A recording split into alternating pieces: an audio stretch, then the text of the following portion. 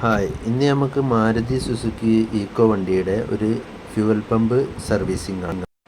ഷോറൂമുകാർ ഇത് കംപ്ലൈൻ്റ് ആണ്, ഇത് മാറ്റി വെക്കണം, പുതിയത് വെക്കണം എന്നാണ് പറഞ്ഞത്. അതിന് 6000 രൂപ ചിലവ് വരുമെന്ന് പറഞ്ഞു.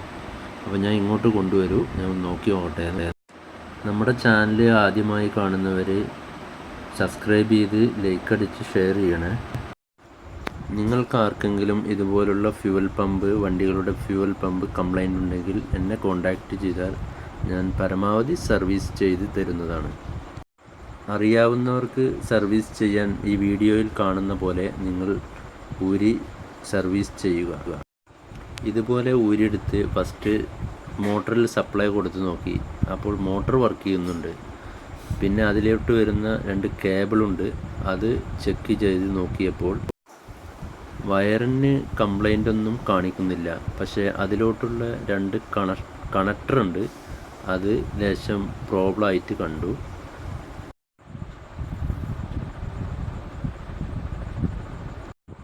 അതിലോട്ട് വരുന്ന സപ്ലൈ കറക്റ്റായിട്ട് കിട്ടാത്ത കാരണമാണ് അത് വർക്ക് ചെയ്യാണ്ടിരുന്നിരുന്നത്. സർവീസ് ചെയ്യേണ്ടവർക്ക് ആ കണക്ടറെല്ലാം നന്നായി ക്ലീൻ ചെയ്ത് അതിനെ ക്ലാവ് പിടിച്ചിട്ടുണ്ടെങ്കിൽ അതെല്ലാം ക്ലിയറാക്കി എടുക്കുക. ഈ വീഡിയോയിൽ കാണുന്ന പോലെ നിങ്ങൾ ക്ലീൻ ചെയ്ത് ക്ലിയറാക്കി എടുക്കേണ്ടതാണ്.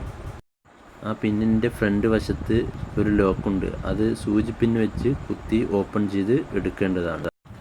ആ പിന്നിൻ്റെ മറ്റേ അറ്റം കണക്ട് ചെയ്യുന്ന ഈ കേസിൻ്റെ അടിവശത്തുള്ള ഉൾവശം നന്നായി ക്ലീൻ ആക്കേണ്ടതാണ്. അവിടെ ക്ലാവ് പിടിച്ചിട്ടുണ്ടാവും, അത് നന്നായി ഈ കറുപ്പ് കളർ കയറിയുണ്ടാവും ലൂസ് കോണ്ടാക്റ്റ് ആയിട്ട്, അത് ക്ലീൻ ആക്കി എടുക്കുക. പിന്നെ ഇതുപോലെ വൃത്തിയാക്കിയതിന് ശേഷം അതിലോട്ട് കണക്റ്റ് ചെയ്യുക.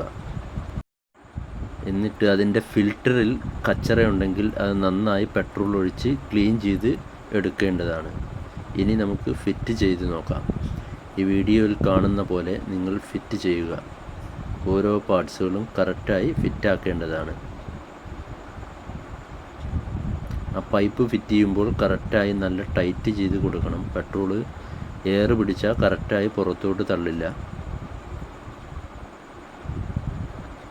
ഫിറ്റിങ് ഒരുവിധം അവസാനിച്ചിട്ടുണ്ട്. ഇനി നമുക്ക് വർക്ക് ചെയ്ത് നോക്കാം.